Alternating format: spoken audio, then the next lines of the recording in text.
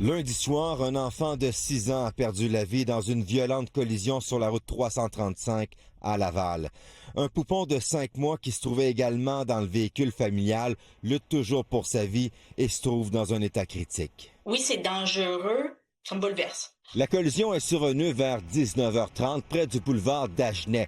Les conditions routières étaient difficiles en raison de l'accumulation de neige et d'une chaussée glissante. Selon nos informations, un conducteur dans la quarantaine circulait en direction nord. Il n'aurait pas adapté sa conduite aux conditions. Il aurait percuté un véhicule devant lui, provoquant une perte de contrôle. Les véhicules se seraient ensuite retrouvés en sens inverse où circulait la famille avec les 2 enfants à bord. La visibilité était quand même réduite due à la neige et la chaussée était glissante. Viviane Brisebois s'est rendue sur les lieux peu après la collision. Il y avait plusieurs véhicules impliqués. Moi, ce qui m'a frappé, c'est la force de l'impact. Avoir un véhicule sectionné en deux et on voyait à partir des sièges arrière. Là, il y avait vraiment plus de coffre arrière, plus rien. C'est même rapidement, là, pas être capable d'identifier quelle sorte de véhicule.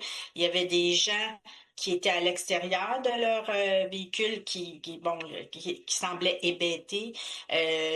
C'est sûr qu'ils étaient sous le choc.